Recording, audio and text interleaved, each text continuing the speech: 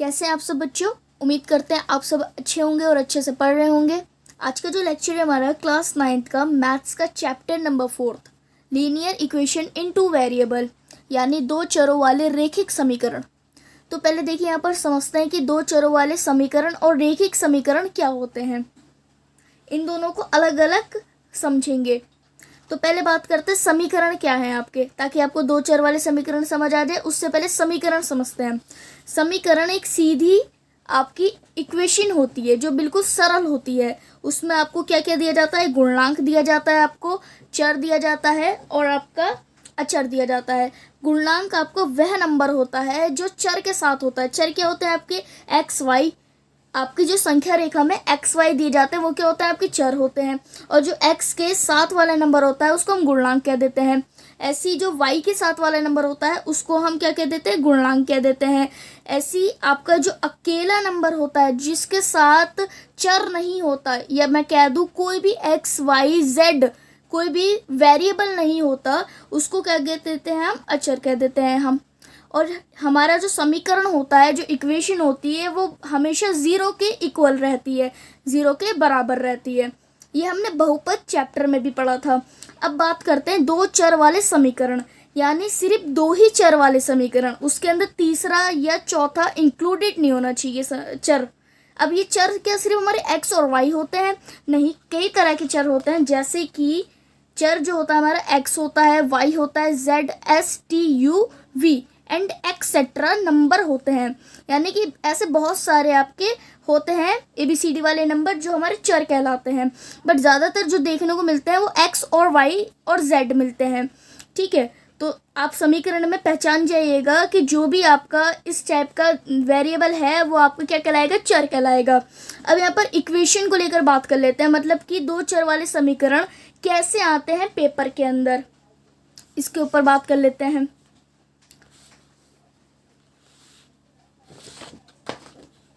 सबसे पहले यहाँ पर एक इक्वेशन लेते हैं। हमने यहाँ पर एक इक्वेशन ले ली। हमने ले ली यहाँ पर 5x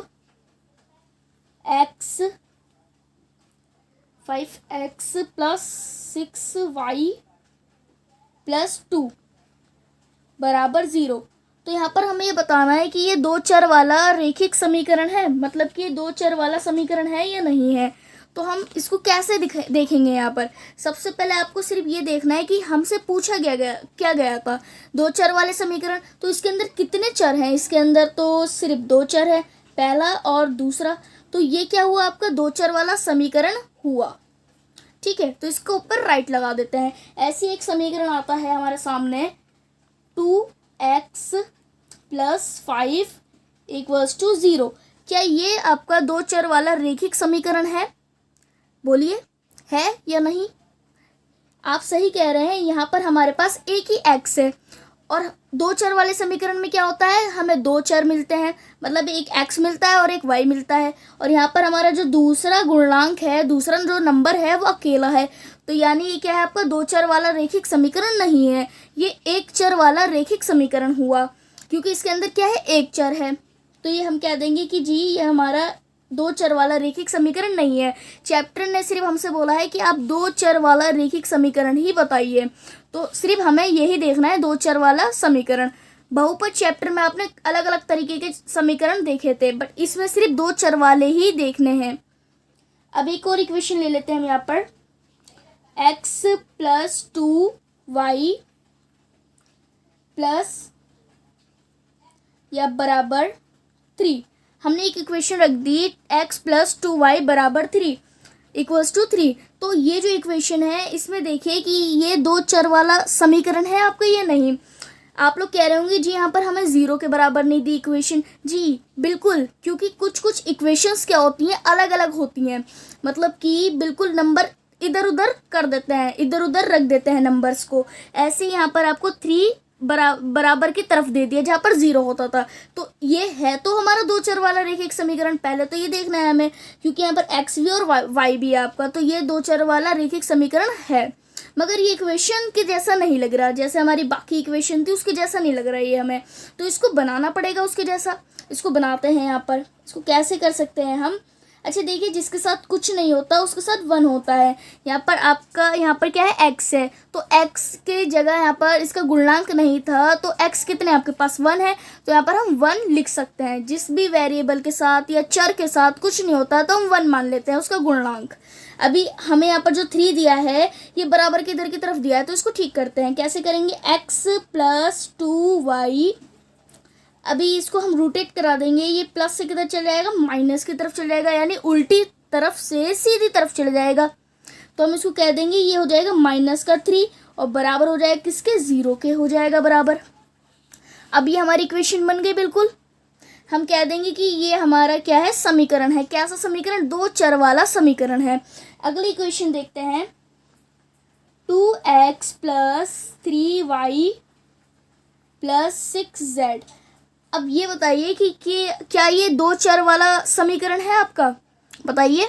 नहीं, यहाँ पर तो हमें x भी दिया है, y भी दिया है और z भी दिया है, 3 चर दे दिए, तो हम इसको नहीं बोल सकते कि ये हमारा 2 चर वाला रेखिक समीकरण है। हम इसको बोलेंगे ये आपका 3 चर वाला रेखिक समीकरण है। हमें ये नहीं पढ़ना, हमें तो 2 चर वाला पढ़ना था सिर्फ, तो इसको हम काट देते हैं, ये आपका 2 चर वाला समीकरण नहीं है। अगली इक्वेशन देखते हैं, -2x + 3y = 4। अब ये बताइए क्या ये आपका 2 चर वाला समीकरण है आपका, आप बोलेंगे जी बिल्कुल है, क्योंकि यहाँ पर हमें x भी दिया है, y भी दिया है, दोनों हमारे चर हमें दिए हैं। मगर यहाँ पर ये माइनस में है, तो माइनस से कोई दिक्कत नहीं है हमें, हमारा गुणनांक अगर माइनस में हो तो कोई दिक्कत वाली बात नहीं है। बस यहाँ पर जो समीकरण है हमारा थोड़ा सा इधर बिधर हो रहा है नंबर इसके, तो उसको ठीक कर लेते हैं। जैसे 4 हमारे बराबर की इधर की तरफ आ रहा है, हम इसको ठीक कर लेते हैं। -2 आपका ये x + 3y, यहाँ पर ये क्या है, प्लस में है, हम इसको जब उल्टी तरफ से सीधी तरफ लेके जाएंगे तो ये अपना साइन चेंज कर देगा, प्लस से कैसे हो जाएगा, माइनस में हो जाएगा, तो -4 = 0, ये हो जाएगी हमारी इक्वेशन। तो हम कह देंगे जी हमें यहाँ पर x भी दिखा, y भी दिखा, तो ये 2 चर वाला रेखिक समीकरण है। क्लियर। आगे बात करेंगे कि रेखिक समीकरण क्या होता है, बट पहले यहाँ पर थोड़ा सा और देख लेते हैं कि क्वेश्चंस पेपर में सिर्फ सीधी रेखा में जो समीकरण होता है उस टाइप से ही नहीं आते, आपको बटे में रखी गई संख्या भी दे सकते हैं, उसमें पूछ सकते हैं कि भाई बताओ कि ये 2 चर वाला समीकरण है या नहीं है। MCQs में आ सकते हैं आपके, तो उनको भी देख लेते हैं एक नज़र। यहाँ पर है आपका क्वेश्चन, 3x / 2 -5/3y है इसके साथ, और ये आपका प्लस में 12। तो ये हमें बताना है कि यार ये हमारा 2 चर वाला रेखिक समीकरण है, मतलब 2 चर वाला समीकरण है ये हमारे या नहीं। तो देखिए यहाँ पर x भी है और y भी है, बट्टे में रखा है, कोई फर्क नहीं पड़ता हमें, तो हम बोल देंगे जी हमारा क्या है, ये हमारा 2 चर वाला समीकरण है। क्लियर। अगर नंबर रूट में भी आपसे आता है तो कोई दिक्कत वाली बात नहीं है। √2x -√3y -9 = 0। बस आपको ये देखना है कि आपका चर है, यहाँ पर आपका चर कैसा, x और y है, तो आप बोल दो जी हमारा 2 चर वाला समीकरण है। अब रेखिक समीकरण क्या होता है उसको समझ लेते हैं। ये समझ आया आपको किस किस टाइप से समीकरण हमें दिया जाता है पेपर में और पूछता है कि ये 2 चर वाला समीकरण है या नहीं है। इसमें कंफ्यूज होने वाली कोई बात नहीं है। अगर आपको इसमें कुछ कंफ्यूजिंग हो रही है तो हम इसको दूसरे तरीके से भी समझ सकते हैं। इसको समझने के मैंने 2 तरीके बनाए हैं, दोनों तरीकों को आप समझिएगा। पहला तरीका, बस आपको ये देखना है कि हमारी इक्वेशन में x और y या कोई और आपका जो होता है चर वो है, और कितने होने चाहिए, वो 2 होने चाहिए। पूरे समीकरण में सिर्फ 2 चर होने चाहिए बस। तो आप कह दो जी हमारा 2 चर वाला समीकरण है। ये तो पहला आपका नियम था। दूसरा नियम, समीकरण के अंदर रेखिक समीकरण होना चाहिए, मतलब जो समीकरण है वो तो 2 चर तो होने चाहिए उसमें, और रेखिक समीकरण भी होना चाहिए। वो रेखिक का मतलब समझ नहीं आ रहा जी, चलो समझते हैं यहाँ पर। ठीक है, हम बात करते हैं अब रेखिक समीकरण के ऊपर। बात करते हैं रेखिक समीकरण। रेखिक का मतलब होता है आपका कि यहाँ पर हम एक समीकरण ले लेते हैं, वही समीकरण ले लेते हैं जो हमने अभी लिया था, 3x + 5y + 2 = 0। अब हमें इस समीकरण में ये बताना है कि ये आपका रेखिक समीकरण है या नहीं। तो रेखिक का मतलब आपने छोटी क्लासेस में पढ़ा था अपना ये चैप्टर नंबर 2 में ही आपने पढ़ा था कि हमारे 3 तरह के समीकरण होते हैं। पहला आपका रेखिक समीकरण कुछ इस तरह का 5x + 7 = 3। फिर द्विघात समीकरण जिसमें x 6x की घात आपको 2 दी है +2y + 5 इस तरह से। फिर आता है त्रिघात समीकरण जिसमें x की घात 3 दी है +3x की घात 2 +2x कुछ इस तरह से होते थे आपके समीकरण। अब क्या है आपका यहाँ पर कि यहाँ पर आपको 3 तरह के समीकरण नहीं पूछे, उन्होंने सिर्फ ये पूछा है कि हमें रेखिक समीकरण बता दीजिए आप। हम यहाँ पर रेखिक समीकरण से ही रिलेटिव समीकरण को देखेंगे इस चैप्टर में, मतलब कि जिसकी घात होती है 1। यहाँ पर इसकी घात 2 थी, त्रिघात समीकरण की घात कितनी थी 3 थी, और यहाँ पर रेखिक समीकरण की घात कितनी यहाँ पर 1 होगी।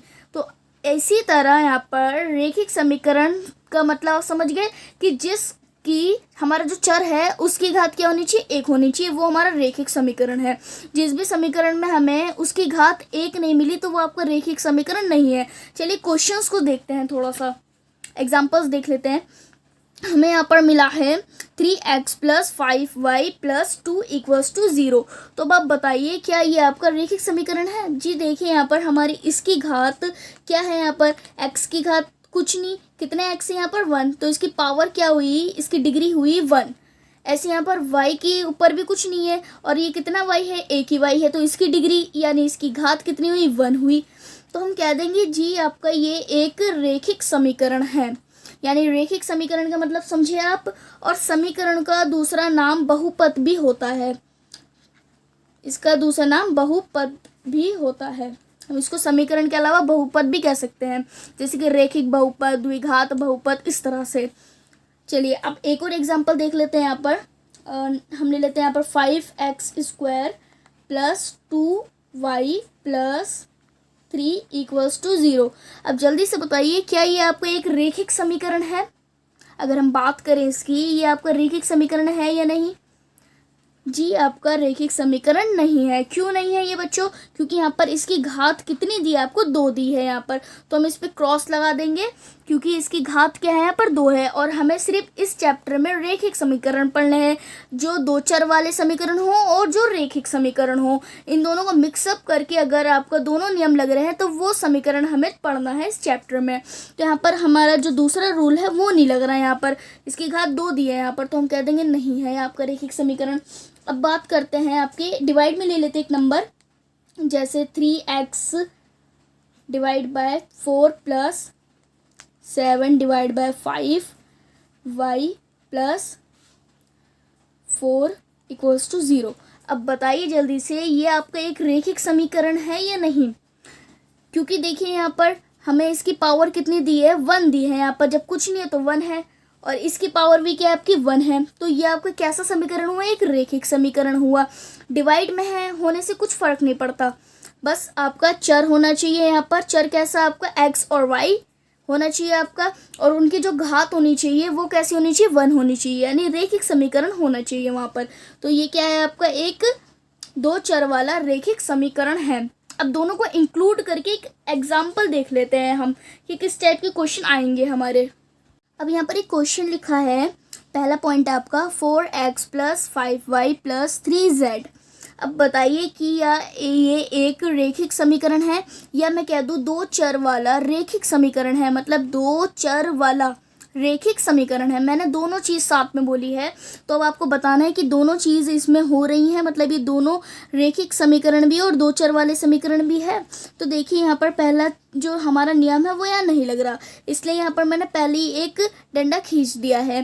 पहला नंबर नहीं लग रहा है यहाँ पर, मतलब x है और y है और z है। कितने चर दे दिए आपको? 3 चर दे दिए। हमें तो सिर्फ 2 चर वाले समीकरण पढ़ना है यहाँ पर, तो इसलिए ये पहला डंडा खींच दिया, यानी पहले तरफ से रॉन्ग है। अब दूसरी चीज़ देखते हैं यहाँ पर, दूसरी चीज़ यहाँ पर राइट है, बट देखो एक चीज़ भी अगर एक नियम भी नहीं लग रहा आपका तो यानी पूरा गलत है। ये आपका एक नियम भी नहीं लग रहा दोनों में से, तो ये पूरा समीकरण आपका गलत है। यहाँ पर हमारा पहला नियम नहीं लग रहा था, दूसरा नियम लग रहा है, क्योंकि इनकी घात सबकी क्या है 1 है। दोनों नियम साथ में लगने चाहिए आपके, रेखिक भी और 2 चर वाले समीकरण दोनों होने चाहिए। अब दूसरा समीकरण देखते हैं, सेकंड समीकरण 2x⁴ 2 = 0। अब बताइए ये आपका एक दो चर वाला रेखिक समीकरण है। देखिए यहाँ पर पहला नियम आपका लग रहा है, यहाँ पर नहीं लग रहा है। ये कैसा है, यहाँ पर ये एक चर वाला रेखिक समीकरण लग रहा है। यहाँ पर ये कैसे, क्योंकि इसकी पावर हमें कितनी दी है, मतलब इसका चर क्या दिया है, हमें x दिया है यहाँ पर। तो ये पहला कट। अब दूसरा तरफ से देखें हम तो इसकी घात भी हमें सही नहीं दी, तो ये दूसरा कट। हमें इसकी घात कितनी दी है, 3 दे दी यहाँ पर। तो दोनों ही नियम नहीं लग रहे, तो हम इसको काट देते हैं यहाँ पर। तीसरी चीज़ आती है आपकी, तीसरा अगर समीकरण देखें हम, x + 4 y + 6। अब जल्दी से बताइए क्या ये आपका एक दो चर वाला रेखिक समीकरण है या नहीं, बताइए। जी बिल्कुल, ये आपका दो चर वाला रेखिक समीकरण है। क्यों? क्योंकि यहाँ पर x + 4y + 6 यानी एक चर और ये दूसरा चर। आपको दो चर दिए हैं, पहला नियम लग गया, इसलिए पहला राइट लग गया यहाँ पर।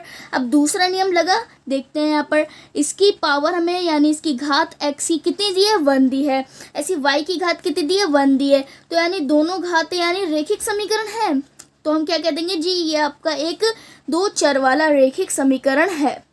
क्लियर हुआ आपको? कुछ इस टाइप से आपका ये था इसका इंट्रोडक्शन। अब दूसरी तरफ से भी देख लेते हैं हम कि किस तरह से हम दो चर वाले रेखिक समीकरण को समझ सकते हैं। ये तो था सिर्फ इक्वेशन के बेस पे कैसे समझते हैं। इसको समझने के लिए एक हम आइडेंटिटी से भी समझ सकते हैं, मतलब कि एक फॉर्मूला है, बस उस फॉर्मूले को याद कर लो और अपने क्वेश्चंस में आपको इतना सब कुछ कि ये चर है अचर है ढूंढना नहीं पड़ेगा आपको। बस इक्वेशन याद करने से आपको ये सब चीज़ें समझ आ जाएंगी। वो आइडेंटिटी से भी सीख लेते हैं, दोनों मेथड सीख लेंगे तो ज़्यादा अच्छे से समझ पाएंगे इस चैप्टर को आप। आपका यहाँ पर एक परिभाषा लिखी हुई दिख रही होगी, कोई भी समीकरण किसी ax + by + c = 0 के रूप में लिखा जा सकता है। मतलब कि कोई भी समीकरण आपको इस आइडेंटिटी के बेस पे लिखा जा सकता है। मतलब जो भी आपके दो चर वाले रेखिक समीकरण होते हैं वो इस आइडेंटिटी के बेस पे लिखे जाते हैं। जैसे ax + by + c = 0। ओके, इसको लगाना भी सिखाएंगे कि किस तरह से इस आइडेंटिटी को हम अपने क्वेश्चन में यूज़ कर सकते हैं। अब पहले हम यहाँ पर इसको सीखते हैं कि किस तरह से यहाँ पर आपका यूज़ होता है। तो देखिए यहाँ पर हमने लिया है ax + by + c = 0।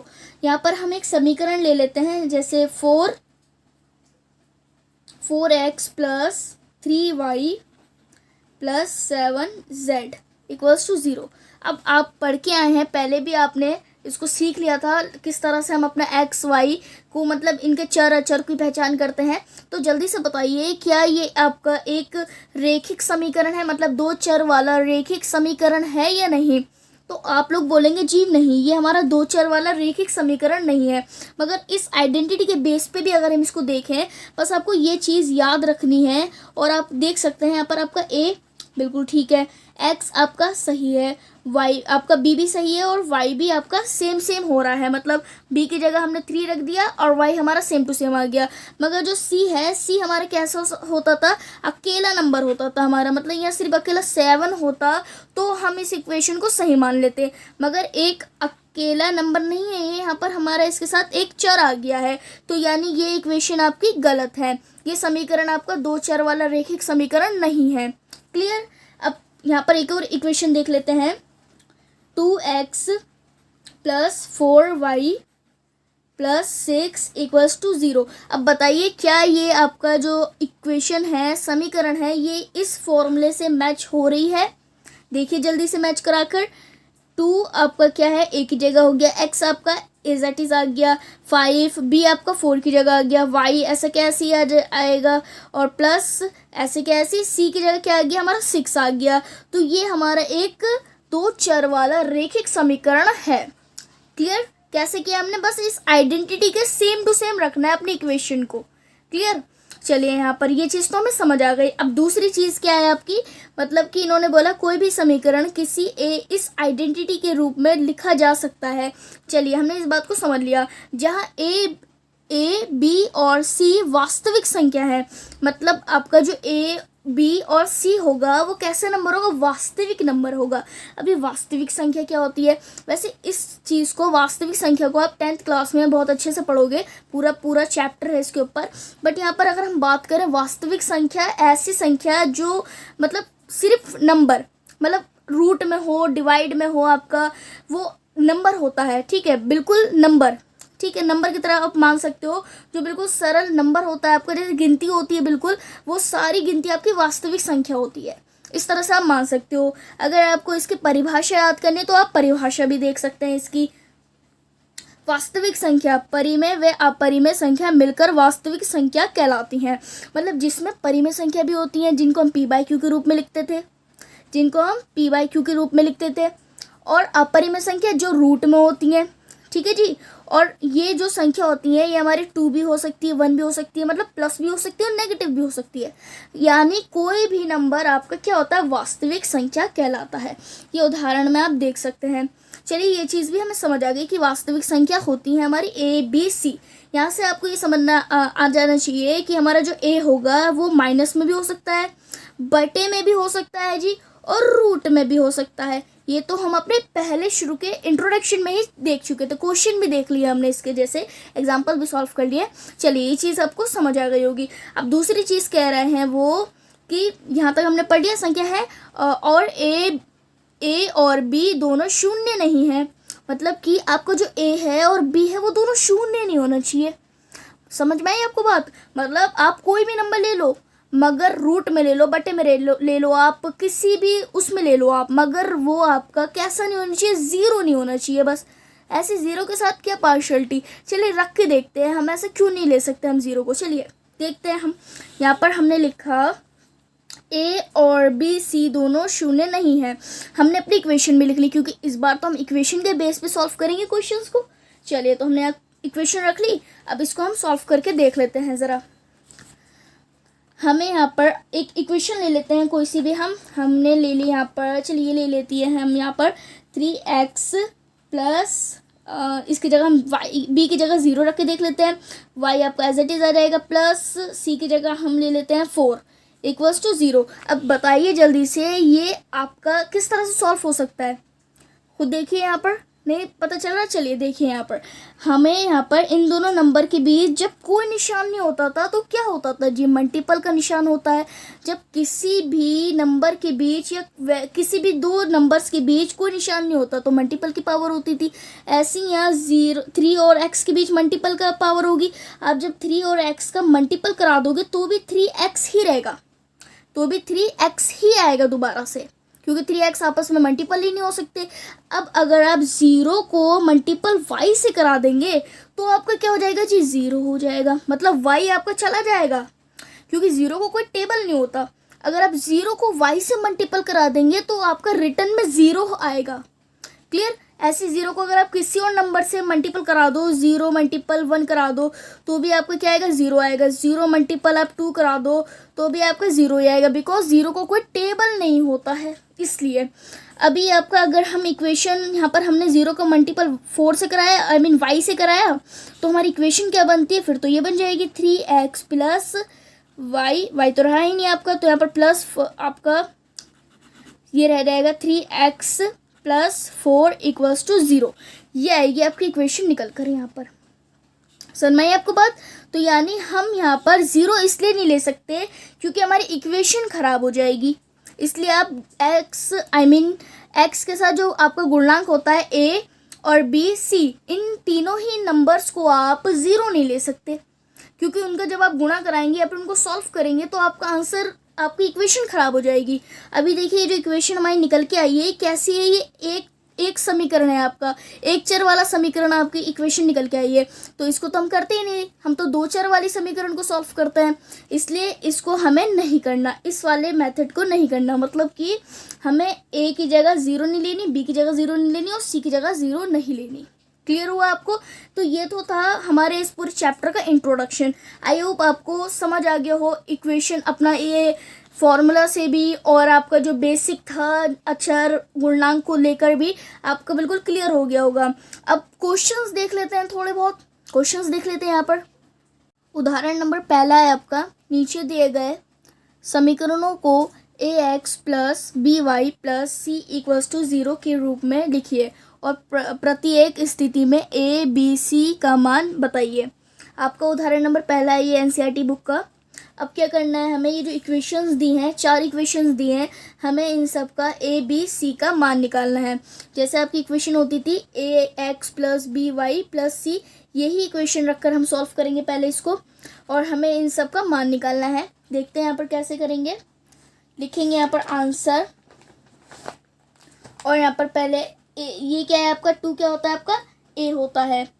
इक्वेशन लिखेंगे ax plus B Y plus C equals to 0। यहाँ पर आपको ये जो नंबर है ये बराबर के इधर की तरफ है, तो इसको ठीक करना पड़ेगा। ये हमने इंट्रोडक्शन में सीखा था। तो लिख सकते हैं हम 2x प्लस 3y। हमें ऐसे ही बनाना है, बिल्कुल इस इक्वेशन को ऐसे बनाना है। इस तरह से भी ले सकते हैं आप। अब ये प्लस में है तो कैसे हो जाएगा, माइनस का हो जाएगा। ये जब हम इसको इधर रोटेट करा देंगे तो माइनस का 4.37 हो जाएगा ये हमारा, और बराबर हो जाएगा किसके, 0 के। हर इक्वेशन 0 के बराबर होती है। इसको आगे सॉल्व करते हैं। यहाँ पर हमें इसका क्या निकालना था, a b c का मान निकालना था, तो इनका मान निकाल लेते हैं। a का मान रहेगा आपका, a बराबर हो जाएगा आपका 2, b बराबर हो जाएगा 3। a कितना है आपका 2, b कितना है आपका 3, और c कितना है आपका -4.37। लिख देंगे यहाँ पर c कितना है आपका -4.37। तो यहाँ पर हमें बस यही निकालना था। ऐसे नेक्स्ट पॉइंट देख लेते हैं हम अपना। आंसर लिखेंगे, इसमें भी आपको इसी इक्वेशन जैसा बनाना है अपने इस समीकरण को। पहले ax plus B Y plus C equals to 0। तो यहाँ पर हम अपने इस समीकरण को ऐसे लिख सकते हैं, x आपका x ही रहेगा, x माइनस 4। अभी ये आपका कैसा है, ये जो y है यहाँ पर ये नहीं होना चाहिए था, y को तो x के बाद होना चाहिए था। तो यहाँ पर हम क्या करेंगे, इस √3y को इधर लेके आएंगे x की तरफ। तो हम इसको लिख सकते हैं x आपका यहाँ पर कैसा है, ये प्लस का है, तो इधर जब लेके आएंगे बराबर की इधर की तरफ, तो ये माइनस का √3y आपका ये हो जाएगा। यहाँ पर जब ये इधर जाएगा तो ये भी आपका माइनस में ही रहेगा। ये गौर करने वाली बात है, इसका निशान चेंज नहीं होगा, क्योंकि ये बराबर के इधर की तरफ नहीं जा रहा है, ये इधर की तरफ नहीं जा रहा है, ये सिर्फ इधर आ रहा है, मतलब कि सिर्फ इधर आ रहा है। ठीक है, तो इसलिए इसका साइन चेंज नहीं होगा। हमारे यहाँ पर समीकरण बन जाता है। अभी देखिए ये हमारा सेम टू सेम समीकरण बन गया। यहाँ पर a की वैल्यू कितनी है, जब x के साथ कोई नंबर नहीं होता तो इसका गुणनखंड क्या होता है, 1 होता है। तो हम a की वैल्यू मान सकते हैं 1, b की वैल्यू आपकी है -√3 और c की वैल्यू है आपकी -4। तो यहाँ पर आपको ये समझ आ गया होगा क्वेश्चन। नेक्स्ट क्वेश्चन है आपका, आंसर लिखेंगे यहाँ पर। समीकरण आपका ax plus B Y plus C equals to 0। तो अभी देखिए यहाँ पर जो आपका 4 होता है वो आपको आगे ही दे दिया इक्वेशन के, तो इसको ठीक करना पड़ेगा। बिल्कुल सेम टू सेम वैसा ही है जैसे अभी हम यहाँ पर करके आए दोनों क्वेश्चंस को, बस वो थोड़ा सा उल्टी इक्वेशन दे दिया हमें। तो यहाँ पर कैसे करेंगे आप, याद रखना है x आपका पहले आता है, तो हमें यहाँ पर 5x को पहले लिखना होगा। अभी ये आपका माइनस का 3y है, तो हम इसको माइनस के 3y को ऐसे उतार लेंगे, क्योंकि बराबर की तरफ इधर ये दोनों नहीं जाएंगे, ये इधर आएगा यहाँ पर उल्टा। ठीक है, ये इधर आएगा यहाँ पर, तो हम लिखेंगे यहाँ पर ये कैसा हो जाएगा, फिर यहाँ पर जब ये इधर आएगा तो ये माइनस का 4 हो जाएगा। साइन चेंज करेगा, यहाँ पर प्लस का है तो यहाँ पर माइनस का हो जाएगा 4, और बराबर हो जाएगी किसके, इक्वेशन 0 के। कुछ इस तरह से हो जाएगा इक्वेशन। अभी देखिए a ये है आपका, b ये है और c आपका ये है। तो हम कह देंगे कि आपका a कितना है जी, 5 है आपका, b कितना है आपका, -3 है आपका, और आपका जो c है वो है आपका -4। तो ये क्वेश्चन भी हमारा सॉल्व हो जाता है। फोर्थ क्वेश्चन है आपका, इक्वेशन आपकी ax plus B Y plus C equals to 0। Equation तो आपको याद हो गई होगी अब तक, इसको कर लीजिएगा, बहुत इंपॉर्टेंट है इक्वेशन। अपना यहाँ पर हम क्वेश्चन समीकरण को ठीक करते हैं। 2x देखिए यहाँ पर x के बाद आपका y आता है, मगर ये जो y है आपको बराबर के निशान के बाद दिया है, तो आपको क्या करना है, इसको रोटेट करा देना है बस, यानी बराबर के निशान के इधर की तरफ ले आएंगे, तो ये प्लस से किधर हो जाएगा, माइनस में हो जाएगा, माइनस का y हो जाएगा और बराबर हो जाएगा किसके, ज़ीरो के। समीकरण सारे किसके बराबर होते हैं, ज़ीरो के। तो यहाँ पर हमारे a की वैल्यू आती है, a की वैल्यू आपकी 2i है यहाँ पर, और b की वैल्यू आई है आपकी 1। कैसे, जब कुछ नहीं होता तो क्या होता है, गुणनांक 1 होता है, तो क्या होगा यहाँ पर, माइनस का 1, क्योंकि माइनस का साइन है y के आगे इसलिए। और आपको यहाँ पर c नहीं दिया, जब दिया नहीं c तो क्या होगा, आपका इक्वेशन में ही नहीं दिया, तो यहाँ पर क्या होगा आपका c 0। यहाँ पर आपका c दिया था, देखिए किसी में भी ऐसा नहीं था कि c ना दिया हो, दिया था मगर बराबर के दूसरी तरफ दिया था आपको, तो इसलिए आपको ये समझ आ गया होगा। क्वेश्चन है आपका, निम्नलिखित में से प्रत्येक के दो चरों वाले समीकरण के रूप में व्यक्त कीजिए। ये क्वेश्चन पहले आप खुद करने की कोशिश कीजिएगा। वैसे जो अभी हम क्वेश्चन करके आए ये उससे थोड़ा उल्टा है बिल्कुल। यहाँ पर आपको क्या करना है, दो चरों वाले रैखिक समीकरणों के रूप में व्यक्त करना है आपको। उसमें क्या करना था, ए बी सी का मान निकालना था, इसमें आपको पूरा समीकरण बनाना है यहाँ पर। ठीक है, तो पहली इक्वेशन है आपकी, आंसर डालेंगे यहाँ पर x बराबर -5।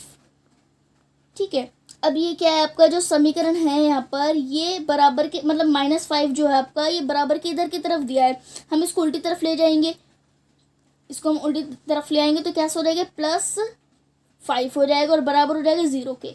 अब ये एक समीकरण बन गया हमारे यहाँ पर। देखिए यहाँ पर कुछ करने का नहीं था, यहाँ पर कुछ भी करने के लिए नहीं था, तो हमने क्या करा, यहाँ पर इसी को हम रोटेट करा दिया हमने, क्योंकि छोटा ही से समीकरण था, तो इसमें हमने इसी को ही काम में लिया, -5 को।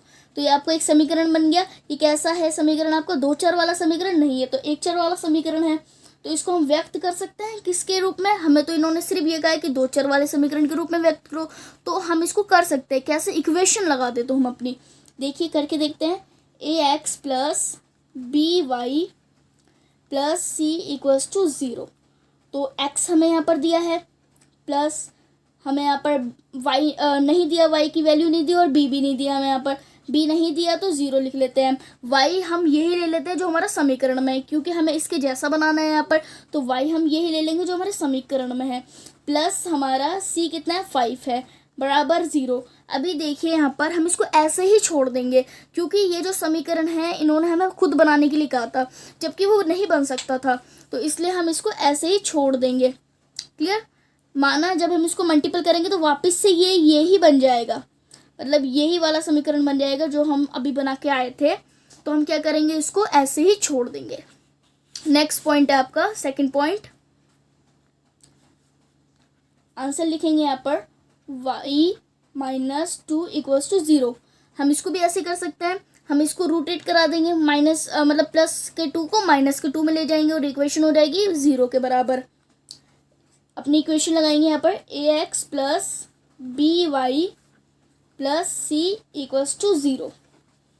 a कितना है आपका, यहाँ पर a आपको दिया है, यहाँ पर नहीं दिया आपको, इस बार y दिया है, a नहीं दिया, तो हम यहाँ पर a को 0 मान लेंगे और बराबर x यहीं से ले लेंगे ऊपर से ही हम अपना, और प्लस आपको y दिया है, यहाँ पर y तो दिया है मगर इसका जो गुणनांक है वो नहीं दिया हमें यहाँ पर, तो हम उसको रखेंगे भी नहीं, जब इन्होंने ही नहीं दिया तो हम इसको रखेंगे नहीं यहाँ पर, और प्लस ले लेंगे यहाँ पर, हमारा प्लस में क्या है 2, अभी ये माइनस में 2 हो गया था, तो हम यहाँ पर माइनस का 2 रखेंगे, इसको माइनस का 2 बराबर 0। ये इक्वेशन के मुताबिक इसको देखते हैं दोबारा। यहाँ पर आपका y, यहाँ पर आपका y था मगर इसका गुणनांक नहीं था, इसलिए हम इसका गुणनांक रखेंगे नहीं यहाँ पर। a आपको यहाँ पर पूरा ही नहीं दिया था, ना x दिया था ना a दिया था, इसलिए उसी वेरिएबल का 0 लेना है आपने, मतलब उसी गुणनांक का 0 लेना है जो आपको दिया ही नहीं क्वेश्चन के अंदर। ठीक है, तो ये समीकरण भी आपका बन गया यहाँ पर। थर्ड पॉइंट देखते हैं यहाँ पर, 2x बराबर 3। जब इसको आप सॉल्व करेंगे तो ये हो जाएगा हमारा 2x - 3 बराबर 0। तो हम इसको यहाँ पर समीकरण लिख लेते हैं, ax plus B Y plus C equals to 0। a क्या है आपका 2 हो जाएगा यहाँ पर, क्योंकि इसके साथ 2 के साथ क्या है x है, तो हम यहाँ पर 2x लिख सकते हैं। अभी यहाँ पर इसके साथ y नहीं है, तो ये क्या हो जाएगा आपका c हो जाएगा, यानी कैसा -3 हो जाएगा ये आपका -3 आपको बी और वाई दोनों ही गिवन है, तो हम यहाँ पर इसको लिखेंगे, क्या लिखेंगे, इसको हम लिख देंगे यहाँ पर प्लस 0y लिख देंगे यहाँ पर हम इसको, -3 आपका बराबर 0 हो जाए। यानी जो इक्वेशन नहीं दिया आपको, जो पॉइंट नहीं दिया, जो जिसका गुणनांक नहीं दिया, जिसकी बात ही नहीं हुई हमारे क्वेश्चन में, उसको हम 0 ले लेंगे। ठीक है, जैसे हमें यहाँ पर y नहीं दिया तो y के साथ जो गुणनांक होता है उसको 0 ले लिया और y को अपनी तरफ से इक्वेशन से रख लिया। 4th पॉइंट आपका आंसर लिखेंगे यहाँ पर 5y बराबर 3। जब इस इक्वेशन को सॉल्व करेंगे आप तो 5 आपका y -2 = 0, ये हो जाएगी इक्वेशन। अब यहाँ पर अपना समीकरण रखते हैं, फॉर्मूला ax + by + c = 0। ए आपको दिया है, यहाँ पर नहीं दिया, तो 0x लिख लेंगे यहाँ पर, प्लस y कितना है आपका 5y + c माइनस का 2 बराबर 0। कुछ इस तरह से आपको दिया है यहाँ पर -2, तो हमने रख लिया यहाँ पर। हमें सिर्फ 2 चर वाला समीकरण बनाना था, ये हमारा 2 चर वाला समीकरण बन गया। ये हमारा आंसर सॉल्व हो गया। चलिए, ये क्वेश्चन भी कंप्लीट होता है, दोनों आपके उदाहरण बुक के कंप्लीट होते हैं, मगर यहाँ पर एक क्वेश्चन हमने अपनी तरफ से लिया है जो आपका काफ़ी इंपॉर्टेंट क्वेश्चन है, सैम्पल पेपर में आया हुआ क्वेश्चन है आपका, तो इसको भी एक बार देख लेते हैं। ax + by + c = 0 के रूप का रैखिक समीकरण के रूप में √7y = 2x को लिखें।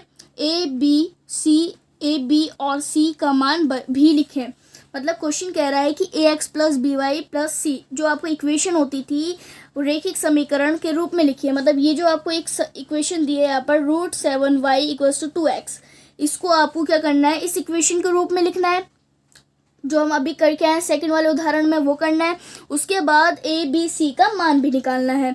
ये जो इक्वेशन है आपको दोनों चीज़ करनी है, जो हमने यहाँ पर सेकंड क्वेश्चन में करा था, 2 चर वाला समीकरण बनाया था, पहले तो वो करना है यहाँ पर 2 चर वाला रैखिक समीकरण बनाना है इस इक्वेशन का।